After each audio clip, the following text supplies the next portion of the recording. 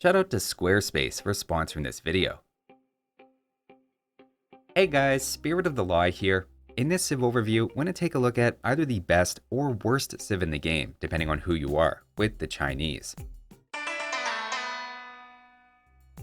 That sounds contradictory, but Chinese have always had an interesting quirk, where for years, for the top 1% of players, they've had among, if not the highest win rate of any civilization, while on the other hand, for the bottom quarter of players, they're flat out the worst performing. That tells us a lot about the difficulty of their unique start, and the goal for this video is then to highlight the Chinese strengths, as well as how to navigate their perilous first 2 minutes. We'll begin though with their team bonus, which is that they and their allies' farms have 10% more food. The last time we looked at Chinese in 2016, this was instead plus 45 food, which, if we crunch the numbers, turned out to help a lot more in the early game than the bonus does now. The main impact of this is that your farms end up having around 1 to 2 minute longer lifespan, giving not just a better wood to food conversion ratio, but importantly delaying the wood crunch of especially your first round of farms in Feudal Age when those come up for reseeding in Castle Age. It's probably a top 15 team bonus for its versatility, without being something you really need to plan around intentionally, which I always find are the best kind of team bonuses. Moving on to their proper Civ bonuses, the first is your town centers have roughly double the usual line of sight and give 15 pop space instead of 5. That extra line of sight was incredibly helpful back when sheep started further away from the town center, though these days is a bit less important. The pop space, on the other hand, is a very big deal and greatly helps your start by giving you lots of time to build your first houses, which we'll keep in mind as we get to their next Civ defining bonus of starting with plus 3 villagers but minus 200 food and 50 wood. The reason I think this bonus goes so wrong at low elo is some players look at them as extra villagers and spread them between different resources, but that'll leave you ending up way behind in villagers because of town center idle time. The proper start is first and foremost to send an animal or two under the town center, as well as all 6 villagers, since they need to go on food immediately.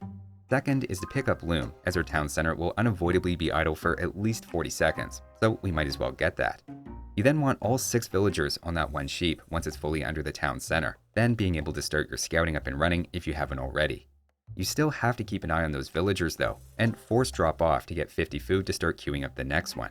A rule of thumb is to force drop off when the sheep has 44 or 43 left on it, and you should have almost exactly 50 food in the bank. But you can also just use the force drop off button multiple times and just keep an eye on when your food gets to that magic 50. A couple of notes here is first, do not build houses, as you start at just 7 out of 15 pop. Outdated guides back when Chinese TC only gave 10 pop space instead of 15 say to do this, but that's no longer necessary. Also, you can have villagers chop a bit of wood while you wait for the first sheep to come in, and you see this at higher levels, but it's completely optional. After that first new villager comes out, keep in mind you're still technically down 50 food, so things are very tight, and you want that first villager out to be on food as well, either luring a boar or elephant if you found one, or just putting it on sheep. Throughout this, you'll have to force drop off using that button each time a villager comes out to then queue up the next one. The 8th villager can then either go on food to be extra safe, or you can then start sending villagers to wood, build a house, and essentially things play out like usual past that point. If you do this cleanly, you should be a full villager ahead of other players, and actually 2 villagers ahead once they pick up loom. Their next bonus is then a versatile technology discount starting in Feudal. This is a clear reference to the fact that many technologies in the game, from block printing to horse collar to wheelbarrow, were invented or at least have their first recorded uses in China. For an idea of this bonus's impact, Bloodlines and Fletching save a handful of resources, and the big 3 Feudal eco-techs alone save 28. So on the high end, you could save 50 resources in Feudal depending on the strategy, which is significant on a smaller economy. The discount doubles in Castle Age though, where upgrading crossbowmen alone saves almost 200, adding in over another 100 for the basic eco-techs that most players will grab around that time. In Imperial Age, it then grows to its max of 15%, which discounts all the way back, so even Castle and Feudal Age techs you grab at that point. Teching into Champions, for example, becomes 15% cheaper, making it a very flexible bonus that easily saves hundreds of wood, food, and gold while letting you get techs a bit earlier.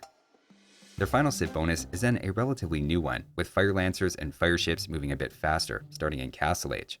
The most notable aspect here to me is simply that they get the Fire Lancer as an anti-cavalry and anti-trash generalist unit on top of an already good barracks. They also have the rocket cart to replace the mangonel, which reloads faster than mangonels, ignores enemy armor, and also deals more damage to many buildings prior to the tech masonry coming in, making it good for a Castle Age push. Chinese have always been classified as an archer civilization first and foremost, but these days their gunpowder options are fairly popular as well, and having a bit faster movement on fire lancers never hurts. Their fireships in Castle Age can then also choose to chase down or avoid enemy fireships, which is a nice little bonus on water maps. So that's the Chinese bonuses. It's a tricky start, but if you can jump that hurdle, you should end up in a good position economically, with then cheaper techs and a very solid tech tree moving forward. Another secret to their success at higher levels is then their powerful unique unit, the Chu Ko Nu. As always, I've deep dived this unit on its own as a 10+ minute video with a lot more depth, but for overview purposes, it's an anti-archer archer, which is to say they do very well against a lot of things that are supposed to counter archers. Compared to the crossbow line, they're a bit lighter on gold, and stats-wise have more HP and higher attack, with the downside of a slower reload rate and one less range. The most interesting aspect is the unit's secondary arrows, all of them dealing 3 pierce attack and 0 melee, which ends up working pretty well against units with negative melee armor like rams. Their upgrades are basically what you'd expect, though notably Thumb Ring has little extra benefit for them, adding 25% instead of the usual 18% attack rate boost for archers, so that's one to prioritize even a little more than usual. The Elite upgrade has then recently changed, and is now better than it was before. Previously, it was one of the objectively lowest value Elite upgrades in the game, giving 5 more HP, 2 more secondary arrows, and a 3-second reduction in training time for a very steep price. However, it now also gives +2 attack to the main projectile. It's still expensive at over 2,200 resources, but greatly helps their DPS against especially high armor targets like paladins and skirmishers. Just to give a sense of how much firepower this unit has, here's a comparison taking accuracy and armor into account for the Castle Age Chu Ko Nu compared to the regular crossbowmen, where Chu Ko Nu are often doing at least 20% more damage, up to 3 times the damage against units with 6 pierce armor than the same number of crossbows would.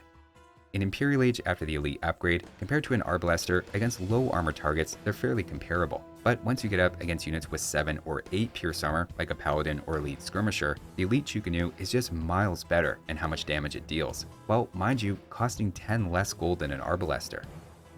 The main downside is simply that they're outranged by a lot of things, and still take anti-archer bonus damage from things like Skirmishers and Huskarls. One less range means despite doing more damage to the Mangonel line, for example, they have to stand 1 tile closer than many archers, and the Elite Chu Ko Nu's 7 range compared to an Onager with Siege Engineer's 9 is also a bit sketchy. While to make things worse, Chinese lack a lot of the regular tools to counter enemy siege, like Bombard Cannons or Redemption Monks. The most common way to deal with this is by mixing Chu Ko Nu with light cavalry to neutralize enemy skirmishers and siege, and with that protection, it's a top-tier unique unit that gives an absurd amount of DPS when fully upgraded. Their other unique unit is then the Dragon Ship, which replaces the fast fire ship at the dock. We're in the midst of a beta version for a new water overhaul, changing all of the ship's stats, but at this point, it seems they're going to have 5 more HP, 1 more melee attack, and a half-tile longer range than the typical fast fire ship. It doesn't seem like they're taking the unit in a radical direction with different bonus damage or anything like that, and simply your fast fire ship looks different, moves faster from a civ bonus, and beats other top tier fire ships head to head. Going up against this Byzantine one, for instance, the Chinese Dragon Ship ends with 38% of its HP left. Speaking of Byzantines though, now let's move on to the Chinese unique techs, starting with a very Byzantine-esque 30% increase to the HP of Chinese walls and towers. It's pretty cheap, and unlike Byzantines, you can get masonry and architecture on top of this, giving Chinese the second strongest walls and gates in Imperial Age, with then by far the sturdiest towers in the game. Obviously, skip this one if you aren't building those things, but if you are, it's a high value tech. Their other unique tech is rocketry, which no longer helps out the Chu Ko Nu, and instead improves Scorpion, Rocket Cart, and Low Chuan attack by 25%, including any bonus damage. The Ballista Elephant is also affected by this for some reason, not that that comes up in unmodded play. The main thing to keep in mind here is Chinese lack Siege Engineers, so their Scorpions and late game rocket carts are a bit shorter range, and typically Chu Ko Nu are used instead as your high DPS ranged unit. The Low Chuan arguably benefits the most from this tech, as it lets them take out galleons in 2 instead of 3 shots. Keep in mind, the tech is 1,700 resources, so if you're making a lot of any of these 3 units and have that to spare, then it's something to consider. It's certainly not as essential now as it was back when it gave Chu Ko Nu +2 attack. So that's the Chinese unique unit and techs. Other than maybe the Chu Ko Nu, it still feels like the most important thing we've seen is that major tech discount, which becomes very relevant as we now switch to looking at their tech tree, starting with the archers. In addition to fully upgraded arbalesters, elite skirmishers, and Chu Ko Nu, you also have a solid cavalry archer line here as well. Hand cannoneers being missing for Chinese is such a meme at this point we don't have to dwell on it, but regardless, Chinese have always been a good archer civ. In fact, I'd say they're just outside the very top tier with an A. Moving on to infantry, you have a nearly full blacksmith with faster fire lancers thrown in on top. They give you a nice middle ground between the anti-cavalry spear line and the anti-trash swordsman, with the ability to do a bit of both. I'd say it's an A- for the barracks, just held back by missing gambazins and a real top-tier infantry bonus. Next up for cavalry, things start out strong, with all upgrades through Castle Age and the farm boost in tech discounts, making this all feel a bit above average. Both the light cavalry line and cavalier lack their final upgrades, but are still seen quite often, with either the light cavalry paired with Chu Ko Nu or the cavalier used as a mobile power unit. It's not as good as it was when Chinese had camels, but the Chinese stable is still a solid B- and gives you options to work with. Moving on to the siege workshop, they're missing bombard cannons and siege engineers. The rocket cart has pros and cons compared to the onager line that come out to a wash, but especially with the unique tech and their discounts thrown in, I think this is all clearly above average. I'd say it's a B+, being one of the few civilizations lacking siege engineers that I'd rank that highly. Next up for the Navy, we'll use the still beta version of the naval overhaul for the first time in an overview. At a glance, it looks like they're missing the cannon galleon, but that's simply replaced with the Lo Chuan, which fills the same role. Every upgrade here is then of course discounted, and the fireship line moves faster than usual, albeit missing one of the new fireship techs as well as a speed upgrade. I'd say it's a B for the early game, though their start can be a bit tricky and tight on wood, and then late game they're a very respectable A- for a B+ overall.